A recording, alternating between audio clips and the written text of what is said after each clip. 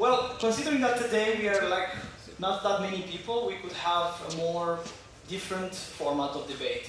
Normally we will be just talking with each other for like 45 minutes and then you'll have the chance to put some questions. But considering that it's morning and we need to energize ourselves a little bit, we're going to do it a little bit different, in a bit of more open forum style. So basically, if any of you wants to answer a question that we are going to discuss, you just raise your hand and you can do it. That's one. Two, we can also ask questions yourself. So if in the middle of while we are discussing you feel like it's burning you want to put that question, you just raise your hand and then I'll let you to have the question immediately as the discussion is over. So feel free to actively participate in this debate. I think it will be a lot more interesting because in the end we talk about culture, we talk about identity, and those two things are very close to what defines us as humans, what defines us as people, the way that we perceive the world and the way we feel like others perceive us. So yeah, I would like to welcome Karen, Kristijonas? Just call me Chris. Chris and Mogens to this debate on how do we secure the respect and perseverance of different cultures and religions in Europe, especially now with the whole, how is it called, hijab debate that we have now in Denmark. That could be quite actual. And shall we? That's quite of a daring adding questions to it. My name is Narcis Matache. I'm the executive editor of Last Week in Denmark, which is the only multilingual weekly publication that we have here in Denmark. And I will be the host for the following hour, or maybe even more if I'm needed today. So we will start first with an introduction from our dear speakers, where they can also, I would like to combine your introduction with an opening statement on the subject of the debate. So Karen, if you'd like to proceed. Yeah. Hello everybody. And my name is Karen Breidahl and I'm from Aalborg University and I'm doing research within refugee and asylum politics and national identification and have been engaged in discussion about multicultural politics for many years. So that would be my perspective. And as a researcher, I think it's very important to say that I don't have a political position about this, and I'm actually, based on my research and on what I've been doing through the years, I'm quite, I think we should be very, very aware of not having too clear answers to this, because I think it really very much depends on the political system you're in and which part of the world we're discussing. So I think there would be a big difference between discussing this in Denmark right now, today, after 2 days of discussing headscarves, and discussing it in Sweden for 50 years ago where migrant workers came. So I think that would be the first part. So I think in order to just very briefly the discussion about how can we preserve cultural and religious difference and should we, then I think we should be very aware of the dilemma between if we focus too much on groups, religious and cultural rights, then there will be people in the society, voters who go to election and support parties who will maybe be too much concerned about that we are cultural and religious different. So that is one concern I have, that we talk too much about that people from Afghanistan, they are Muslims instead of they are people from Afghanistan, then we become too much concerned about it. So that would be the one perspective. On the other hand, if we don't recognize that people have cultural habits and cultural and religion means something for them, then it can also undermine them. So we also know from migrant children throughout the years that they actually, in some countries, will have a better life, will be better in learning language if we actually accept that they should have support for learning their own countries. And we can also see in different contexts that if people, they actually get support to having their own newspapers and organizations and they can engage in cultural habits, then it would be easier for them to engage as active citizens in other ways in society and become active democratic citizens. So I think really we should be aware of that there are arguments for and against. And I think just to talk about the Danish context now, I think we talk too much about religion, for example, and we talk too much about religious differences, and I think this headscarf debate take too much focus from what is important for for girls in the schools is also actually that their parents, they will get a resident permit, so they actually have a future here. So we cannot talk about religious and cultural rights without talking about that we have a society where many refugees don't have the basic rights. And I think for them, equal treatment is an important precondition for discussing their religion. Thank you. Yeah. Chris, would you like to take over? Yeah, sure. Good morning, everyone, and it's wonderful to be here in this early morning, and thanks for the coffee for our assistants here and volunteers. Let me start. Let me begin with presenting myself a little bit, because as far as I understood, you are Danish, and you are Danish as well. I am from Lithuania, which is not so far away from Denmark, and we are, this let's say, friendship of Nordic Baltic countries group. And despite we are quite close to each other, not so far away mentally, there are still some differences, and it's obvious. And Lithuania has an old history as a country, starting, from 1,000 years ago more than 1,000 years ago was the first mentioning of such name as Lithuania. But despite that fact, we had a very fluctuating history, which time to time was made by Soviet Union or Russia. I'm talking with the past century probably. And when we talk about preserving the cultures and nurturing the cultures and so on, I just want to try to give you one example. I'm from the capital of Lithuania. The city is called Vilnius. And back in times, religion played way bigger role, I would say, than it is playing now. And in what sense? There is a place in Vilnius where, in the proximity of, nearly 300 meters, there are 3 churches of Christian Catholic, Christian Orthodox, and the Old Believers. So it showed that Vilnius was the multicultural and multi-religious city for a long time. And this is just a small sign, how people were able to appreciate religious, and it was fine. And Vilnius is still called west of Jerusalem, and so on. So there are a lot of different cultures the religion brings some cultures, and vice versa. So I see, and when we talk about the culture larger than in different countries, I see as a tightly woven tapestry, a tightly woven fabric from very different colors, threads. And I think that, when the saying was created, all different, all equal, I think that this is the biggest notion and the biggest idea of how Europe can be driven. And as you said, as Karen said about this hijab problem in Denmark, we do not have yet such a big community of Muslim people, or the people who want to wear headscarves. And we don't have such problems. And the question is whether we will have them or we will not.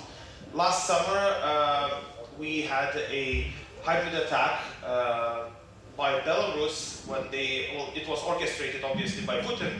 And when nearly 4,000 people who are from eastern countries were sent to the border from Belarus and Lithuania, and we did a special camps for them, and obviously there were people who were wearing hijabs, and it was on the TV and so on. So it's a question, if people would see a lot of headscarves in the cities, would they appreciate that, or would it be a problem, and so on.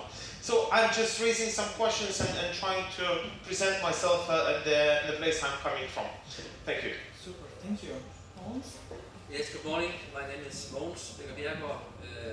I used to be president of the European Federation of Journalists, so I've been traveling quite a lot in Europe the last decade, and before that I was also engaged in international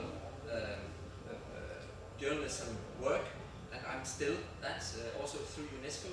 So I meet a lot of people around in Europe, and I'm really happy to be beside you from Lithuania, because Vilnius is one of the cities I really had the chance to be in many times, and I really adore your way of inclusiveness.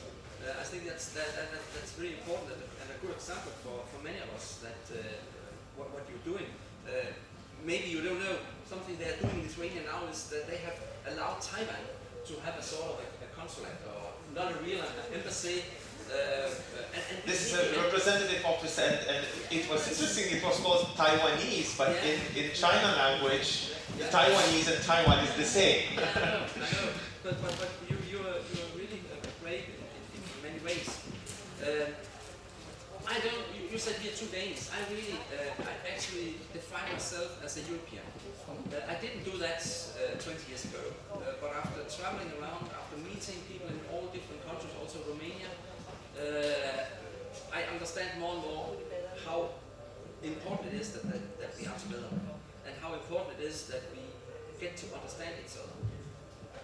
But we cannot all just go on traveling around and then become European. And so how do we do this? Because we're not forcing a European identity and tell everybody that now have to be European. Because you are... I think we all have a cultural identity. We all have a national identity. Some have two. You just told me that you have both a Romanian and Danish identity. I also feel I have a Scandinavian, and now I would say Scandinavian Baltic identity. I have a European identity. So how does that fit together? I will just tell a little story away from Europe. And please, when we talk about Europe, it's not only EU. It's all European countries that I'm talking about in Europe. But I'll go to Canada, because I had really a wake up. So it doesn't work. I'll take this instead. I had a wake up call. I can skip this also. Some years ago, I went on a study trip with an academic organization to Toronto and Vancouver. And we had, and that was also a time where we have a lot of discussion about immigrants in Denmark and so on and so forth. And Danish identity, what is it to be Danish? We talked a lot about what is it to be Danish. Is that about our food or whatever? And we asked, some from the group asked the authorities in Canada, what is a Canadian? What is it to be a Canadian? And they were looking at thinking, wow, that was a question, we heard about that question before. And then, actually something you said just before we started here, I think it's our approach to regarding human rights. This is our identity. And that was really great, because you have Canada, I think the same in the United States and some other countries, you have a lot of communities. There's a China community, there's an Italian community, and they are allowed to live together because they want to stay together. In Denmark, we have what we call ghettos, and if there are too many from one country in one ghetto, we ask them, please move to other places so you can mix up, be more mixed up. We want you to be more mixed up. So we are forcing people to be mixed up in a way they might not want. I should talk too much now, but what I will say is, if Europe and EU and European organizations want more European identity from us, you also have to get out across the bubble, all those of you coming from Europe. But this is just the starting point. Super, wow, we had 3 different perspectives on it. And I'm just actually curious to start with, let's start with the European stage, just so we go from somewhere. You just mentioned Canada. Canada is an identity built on human rights. Europe is also an identity built on values. Absolutely. So we have actually something in common with the Canadian identity. And actually, the difference between, for example, the national identities that we have in the past, because you know, when the national identities were formed, a lot of regional ones got destroyed in the process. Now there's a fear that to create a European identity, we need to destroy national identities in the process. My stance is that that's not possible, but what do you think? Do you think it's possible to add another layer of identity, a European identity, that in the same time preserves your own national identity? Absolutely. Karen, please. Yeah. I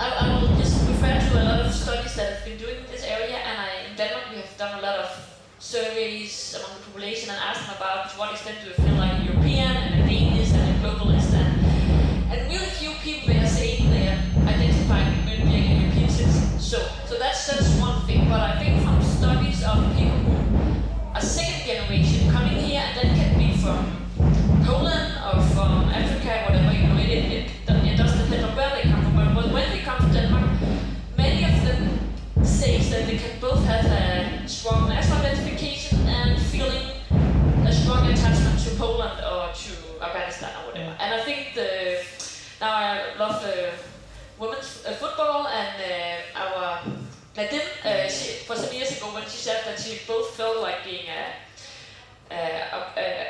feeling attachment to Afghanistan and to Denmark, it created a lot of political debates, and I think that's the situation in Denmark. But I think if some politicians more broadly they talk more positive about European identity, then I think it will affect the citizen, because now European identity is connected to being far away from the people. You know, that's the way the politicians they are thinking it, and I think that's the challenge. So. Yeah, thank you, Chris. What about the Lithuanian context? You know, it's a bit difficult to concentrate with these drops, Yeah. but let me try. It's under duress. Yeah, I during this speech I was trying, and the identity of Canada, European or Danish. I just recently, a couple of days ago, Vilnius University, Faculty of Medicine, created a genomic studies, and they presented that they tried to, how to say, define what is the Lithuanian genome or genetic appearance, and it should be blue eyes and light blonde hairs, and then in our digestive system we can digest fat very easily. Wow. So I don't know how is it possible, and is it valid somehow in a whatsoever way. And I thought that this is done by university, unfortunately, because it sounds very strange and familiar, and it brings back a little bit to the Hitler times, you know, that it shows that these genes or these features are, let's say, explicitly for one nation or for one country and so on. You know? So it is a bit strange. So, but if you could remind me your first question, it would be easier. No, basically, is it possible for you to have a national identity and then gain a new identity without losing the national one? A very good question. Lithuania got ended to, I will say, with the recent 30 years, let's say. So Lithuania got independent in 1990, so we're independent for 32 years only. Before we were occupied for decades of Soviet Union.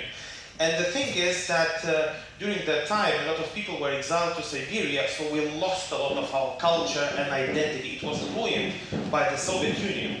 So, and in the interwar period, the cultural fountain, let's say, was Kaunas. It's the second largest city of Lithuania, and by the way, this year it is celebrating the European capital of culture. So please welcome, after the festival, come to Kaunas, a capital of culture in Lithuania. And the thing is that even in this interwar period, architecture is part of the culture. A lot of wonderful architectural buildings were built there. So the thing is that it remained now, and when we remember this, it brings us this, our, let's say, last Lithuanian, not the present one, but the last one when it was independent. So again, interwar period, Lithuania is free, then occupied by Russia, ruined the culture, the language, etc. And then in 1990 we reborn again, restored our independence. So during this past 30 years, well, one of the biggest change was entering the European Union, which happened in 2004. There was a lot of debates that we will lose our culture, we will lose our language, we will lose our even religion, or I don't know whatsoever. And eventually, after 18 years being in the European country, we didn't lose our neither culture nor language, no whatever. In 2015, we lost our money and we accepted euro, which we're happy with. But the thing is that there are a lot of people, and in our case, these people and this fake news are escalated and majorly done by Russia and all the KGB agencies.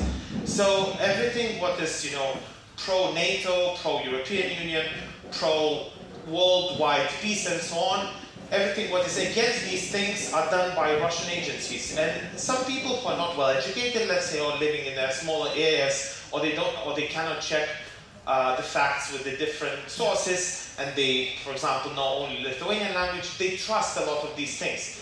So we are living really tough times, and we were living tough times, and now it's even more clear. Thank you. I think it's obvious that we will take care of our national identity or regional identity or whatever, and then the European identity is simply coming up. I mean, as I said, you cannot force the European identity to be, but it will be there.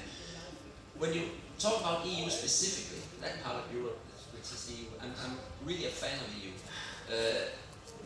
Without EU and without fighting for such a sort of European identity, we would also lose our national identity, at least a small country.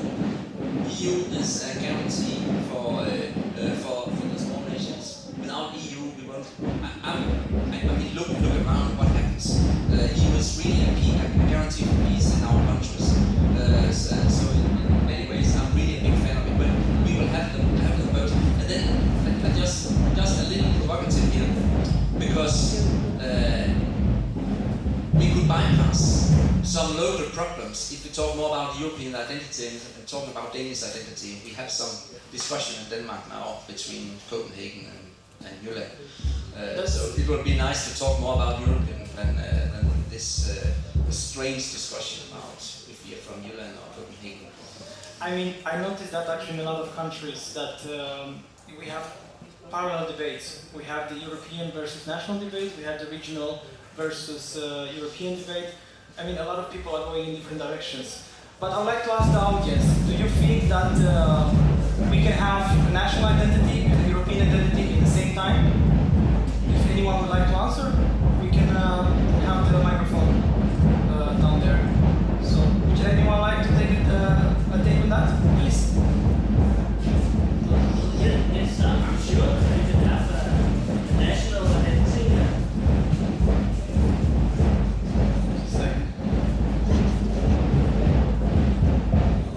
Thank you. My name is Jan Kristijonas. Well, I'm sure that we could have a national identity together with a European identity. I mean, me, for example, I consider myself as a citizen of Copenhagen, Denmark, Europe. So I don't think it's one thing is conflicting with each other. Okay. Would anyone else would like to take another try on that? No. Okay. So, if I may, I will just respond a little bit in this. I mean, well, in this situation of the current war, it is very clear that even the countries which are on the path of the European Union, still they don't share the similar values. And in particular, I'm talking about Serbia. They have issues, and I'm not really sure whether they are ready, to enter European Union. And it shows that, common solidarity is also one of the values, I think you would agree. The common solidarity is a very important value for Europeans. And now we see that there is a country who has a candidate status, is a bit, has mixed feelings about, war, about Russia, about European values and so on. So I think that when Mogens said about precisely European Union values, so far I do agree. But when we talk the Europe in general, technically European geographical continent, the part of the Russia exists as well. So this is a bit, is a part of the question, I would say. So, Mogens and then Karen? We also have here to distinguish between the people and the authorities, because this is also important, even if it's difficult. If we talk about solidarity and you talk about that we have to understand each other. When we are talking about politics in Europe and the new European legislation is built, we also need to know the differences between the needs from the different countries. I've got two examples on this. One was the copyright directive. The second one is minimum salaries. Two examples of how important it is that we try to understand each other. When it comes to copyright directive, we have a very good practice in the Nordic countries where we make sure that journalists, artists, creative people, they get remunerated for their work when they are reused. It took really a while for some in Europe to understand this and to see how they can benefit from it. On the other way around, when it comes to minimum salary, we are so proud in Denmark of our Danish model and all that, we forget to be our solidarity with the Southern Europe, because they really needed that minimum salary.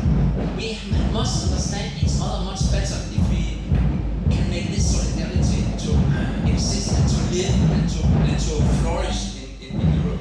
So we need to understand each other better. And we need, and I come back to this, those people working in Brussels, myself included when I was president of European Federation of Journalists, we have to get out of Brussels and meet people much more. And thanks to this festival, there's a chance for this. I don't know how many people, or if people are just meeting each other, but it's important to get out. So a good initiative. Yeah, just two things. I think for me it is at least important to point out that we can of course say yes, of course people should have a stronger European identity, but maybe we should be more concerned about why people are not, because I think that's maybe the thing, because I think the people who come here and we are standing and say yes, that's good, but why should my grandfather have a European identity living in Aalborg and talking with his neighbor? So I really think we should be aware of that. And then I also think that we should sometimes, at least academics, they talk about national identity as something bad. But what we can actually see, for example, from studies, that immigrants who come to Denmark, and the more they feel attachment to Denmark and they can identify, the more they trust other people, the more they engage in politics and all these things. So actually I think that we should also be aware of that even though we want a modular identity, then for newcomers coming here, then a national identity is also about feeling included and feeling you are a part of this society. So I think that sometimes we talk about that it's not a good thing to have national identity. I'm not saying, we are saying that I just think we should be aware of that it's also important for many people. And we also know from studies that the reason why people, they support taxes, equal rights, is because they have a strong national identity.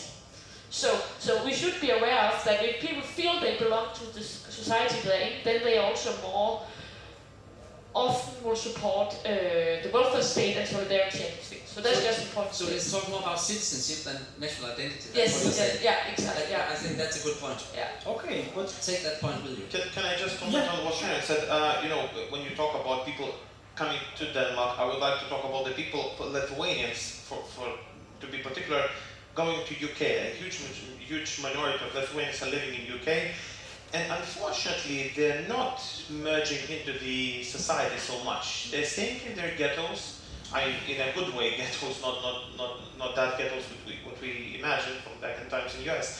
So the thing is, not only in US, in Europe as well, but the thing is that they still stick together, and it's sometimes probably the main reason is the language barrier, but also the different culture. And despite they're going mainly for the financial reasons, and they do not participate in the real life so much, and then they say that, the country is not inclusive. But it's not only from the country that it's not inclusive. You are not putting any effort to be in there, and even comparing, for example, Lithuanian minority and Polish minority in the UK, even the Polish people are more getting into the society compared to Lithuanians. So that's a question, I don't know why, but this is a question for sociologists, why people tend to live in such a tight community and not to go, abroad from their community. okay, but that takes us to the next question, because we live now. Sure, thank you. As I said, yeah, you can intervene. Thank you, Karen. Thank you. Constantin Dedu, I represent Volunteer Europe Network from Brussels and the Imago Mundi Association from Romania.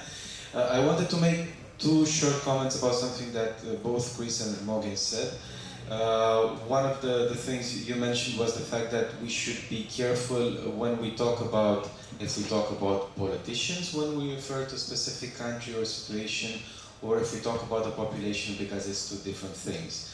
And in relation to what Chris was saying about Serbia, which I agree, I know which is this policy sometimes, I would like to reiterate one idea that I actually, one comment that I made yesterday in another meeting with the ambassador from Georgia, about this idea of Europe being kind of a club where you need to get in according to some very strict criteria, as the Copenhagen criteria were also mentioned. And I would like to present to you, Chris, two hypothetical situations which are actually connected to your comment on Serbia.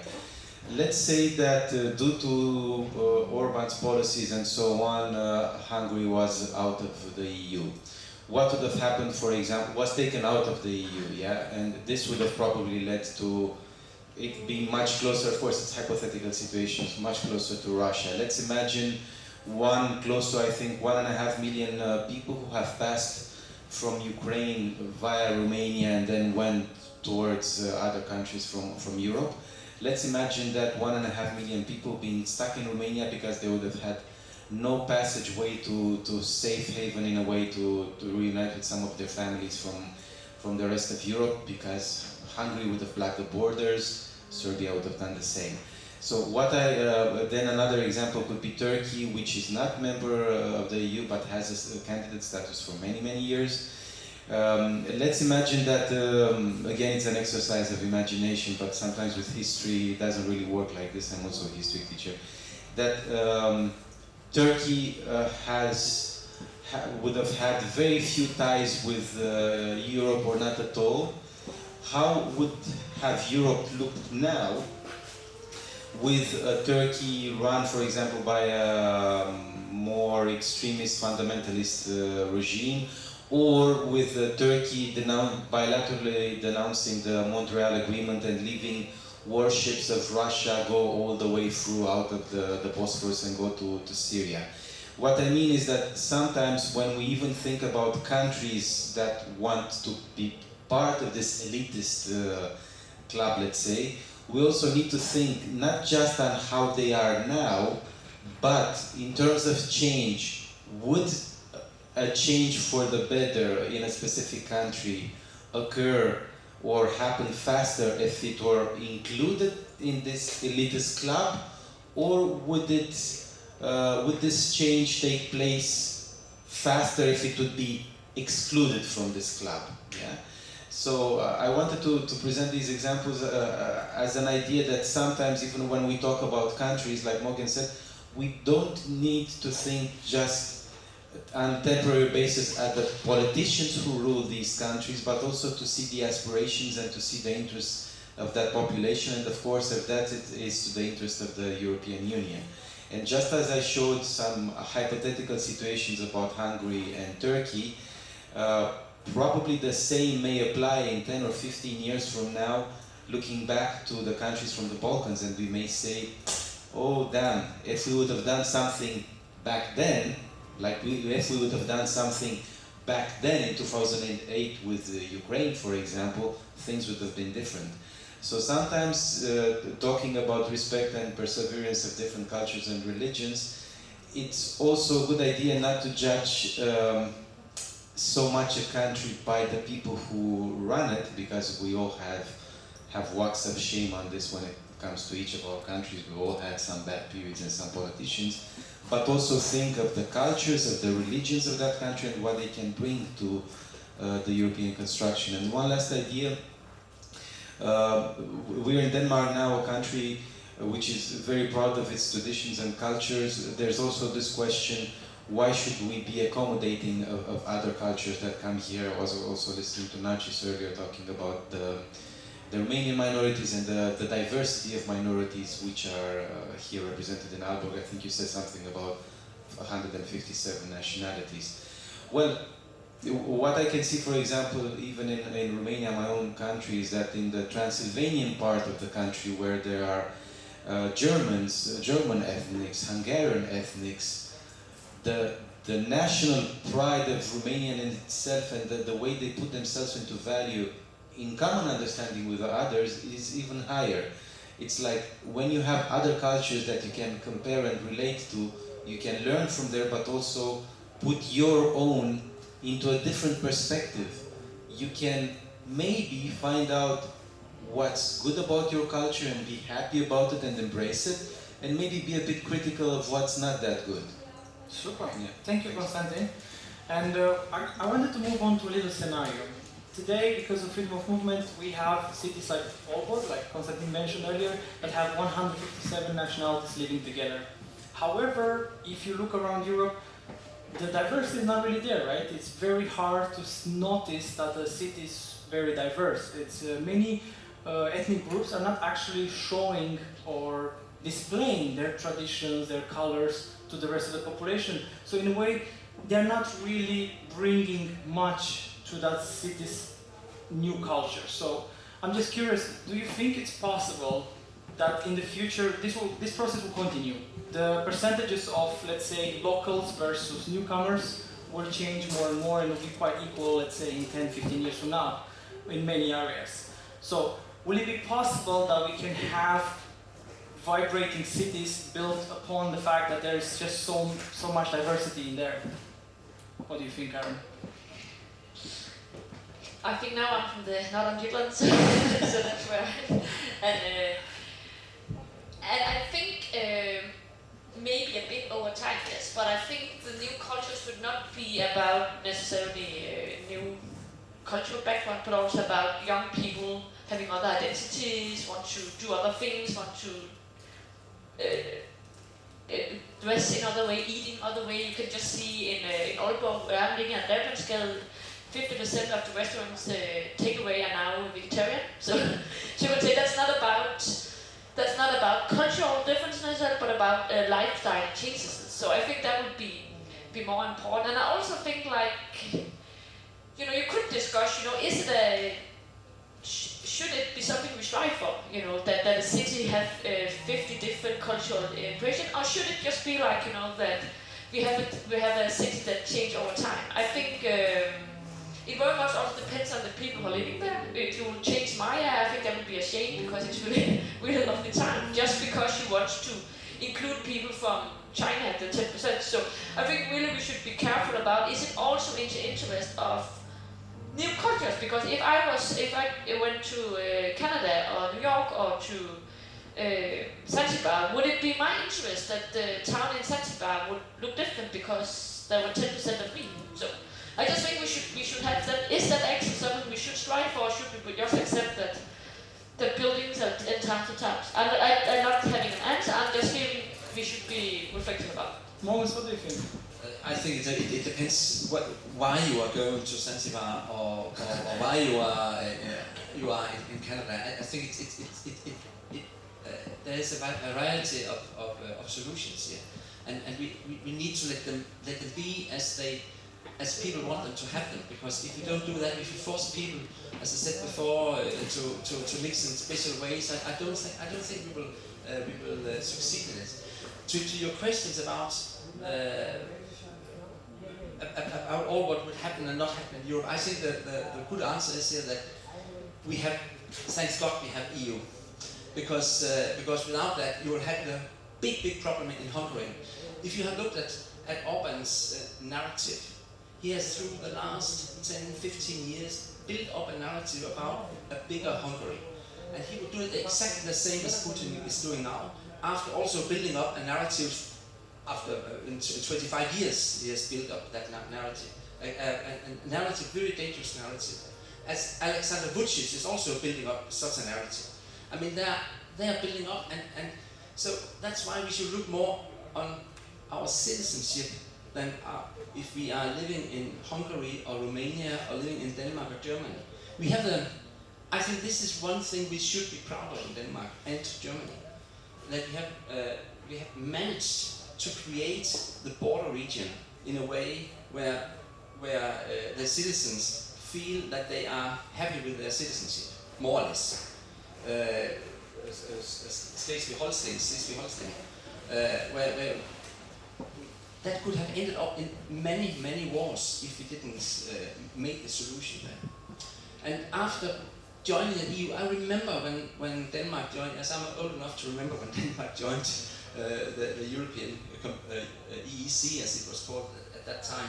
And I was in Sydslesvig with my school, and the dean at the school we visited, he said, I'm so happy we get Denmark in the EU now, because then we get home, because now we are together again. The border doesn't mean anything for us anymore. It meant a lot before, but now after entering EU it didn't mean anything for us anymore. So I just coming back to the idea about citizenship, that this is the important stuff. Because we have our cultural identity, we have our national identity, and we are allowed to have it. And step by step, the European identity is built. Some of us are globalists also, but you cannot force it, but we can work on it. Thank you, Mogens. Karen, you can have a small comment and then we can continue. Yeah, I just want to say that now we are in the democratic state, and also think that we should remember that these questions are also democratic questions. So we cannot just say, it's also something you can actually, you can select politicians who want to go in that direction. So it's a democratic decision. But the problem is in Denmark that many of our minorities and newcomers, they don't have political rights. So they cannot give their voice to the politician who can take their voice and bring them forward. So I think, again, our discussion we had, I think if people don't have political rights, then I think it's difficult to give them cultural rights, because I think cultural rights should come through democratic decisions, and then it's more the legitimation is bigger if the mayor in Aalborg is making a new town called Chinatown because it's somebody people elected for, instead of it was a group from the university who think that was funny. So I think really we should be aware of that. So yeah. I mean, sorry Chris, before we continue, I just want to make sure that here we're talking though about European citizens, like me for example, and non-Europeans, because European citizens, we do have political rights in Denmark, and the cultural rights, they come from the EU side anyway, because they protect our identity in here. So I feel like we also should look at these two dimensions. We're having European citizens, which are in a certain area, and then we have non-Europeans. But we have a lot of people living in Europe that are born in other countries that outside the European countries, but they are here now. So I think so that's also the thing that they are a big group too. Okay. Yeah. Chris, thank you. Well, I have three ideas, three thoughts, which are different to each other, but so I'll start from the first one, referring to Mr. Konstantin about the survey. So in April it was done the poll, and for the first time, 44% of the people voted against entering the European Union, 35% were in favor. So April was after a month and a little bit after the war in Ukraine. So this is a really good question, and Hungary is a very good example what would happen if Hungary would be a part of the European Union, and how the Orban or even more extremist leader would be there. I think that the country should put an effort to meet the criteria, but not even technically meet the criteria, but have inside willing to enter this, let's say, club, but when we call it elite club, half of the UK citizens thought that this is not an elite club, and they wanted to leave. So you see, people have very different aspirations, different thoughts about the same aspect. The second thing is about these different nationalities, and we are talking mainly about the Europe, but let's talk a little bit wider. For example, the Singapore is an example of at least 4 clear nationalities living there, and somehow they're living there. And Singapore is a very business-oriented city, it's not like culture-oriented city, but still people are living there. And India would be another example where there are 10 or 11 national languages, state languages, and people cannot even communicate to each other if they don't know English language or other language your colleague is. So I think that, and they themselves, they like to say, I'm Punjabi. I'm not Indian, I'm Punjabi, for example. I'm Bengali. So they say like that, but still, from the view of Europeans or from the view of people who are not Indians, it feels that this is still India, but they treat themselves and they accept themselves as from their regions. And in that case, I'm not a big fan of federalistic Europe, and I think it's fine that we have different countries with their national, cultural ideas and thoughts. And the third one is about the migration, and as we talk about moving to the cities and so on, we have to understand several things. One of them is the global warming is bringing people from the shores to the center, or to the center of the continents or to the lands. So it means that moving and migrating of the people is inevitable, and it will happen. So the cities will mix, and it might be that some of the cities which are on the shore might, in 10 years or in 100 years or several hundred years, might even disappear. So this will happen. And also another thing is that people are moving from the hottest parts of the world to the coolest, more cooler parts of the world. And India is also an example of that. People are in Qatar and other countries where it's unbearable living conditions of the heat, and the situation is not getting even better. So this mixing of cultures and people is happening right now and will happen in the future. Super, thank you. Now we can take some questions from the public. If anyone would like to put any questions to our speakers, or if you have comments yourselves that you would like to put on the subject. If not, then I can continue with one last question. I'm just curious about the following. European citizens have political rights and cultural rights, yes. They move here to Denmark just like they should be feeling like they're home, right? Because it's no difference if I am a Romanian in Italy tomorrow, the next day in Germany, the next day in Denmark. I should be feel at home in all of them, right? So do you think, me as a Romanian in Denmark, am I able to use my political rights from day one? Considering that I do have them from day one? Is the system permitting me to do that? What do you think? It's a quick one, don't dwell too much on it.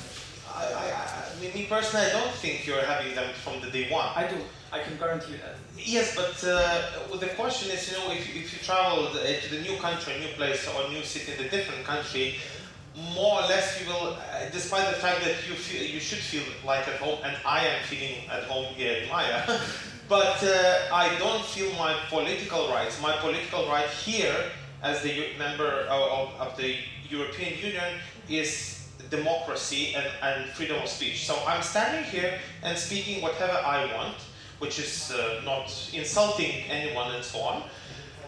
And this is my political right. So in that case, yes, I do have this political right. But I think if we go further, I mean, you're still a citizen of certain countries, so you cannot vote in the elections of the president of that particular country.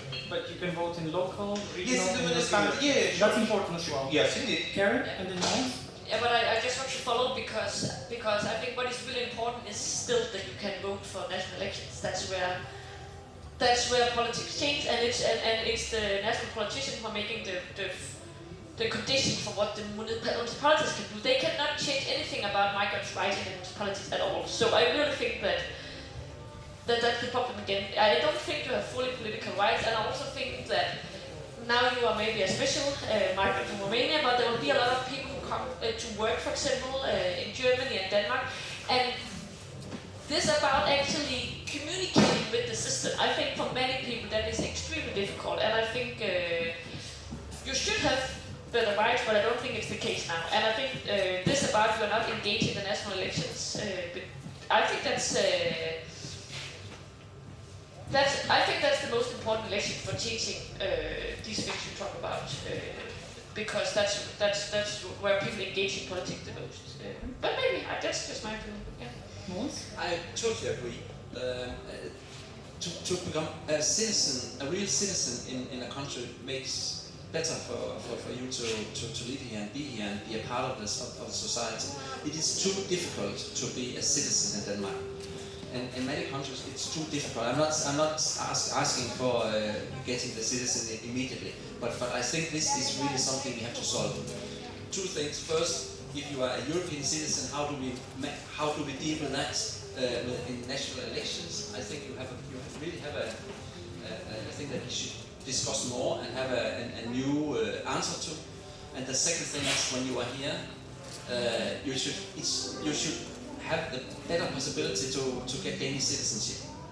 And that's difficult from country to country, how difficult it is. In Denmark, this is really something if you get that citizenship in Denmark. This is really a fight, and a bit shameless that it's like that in our country. It can take more than 9 years or something. Yeah, I have a friend from Belarus. She came in Denmark in 2001 and she has been fighting for Danish citizenship. She hasn't still got it because the rules are always changing. And then she had took care of her children and has a part-time job. Then she could not fulfill the criteria, and then there was always new criteria again. 20 years without asking for it. Thank you, Chris. I just wanted to ask, do you have the multiple citizenship allowed in Denmark? Yes. Now, yes. Finally. So Lithuania doesn't have this, and we are struggling with that a lot because we have these people living in UK, in United States, etc. And there's a very strict rules, and I mean there's no option to have double citizenship, for example. So we are now planning a referendum in 2024 regarding this, because the first referendum was held in 2019, which was unsuccessful because not enough of people voted for this question. And it's very interesting because some part of, I cannot say numbers, but some part of the society is feeling, how to say, nationalistic, but not in the bad way. They feel that if the citizenship won't be, if it's not that worth, so why do you need it, and so on. And is it like a socks which you can change every day?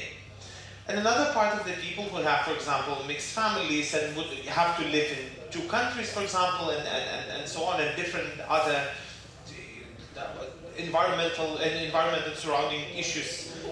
And they say that, I need this for my life, for living and fulfilling my life in both countries or whatsoever.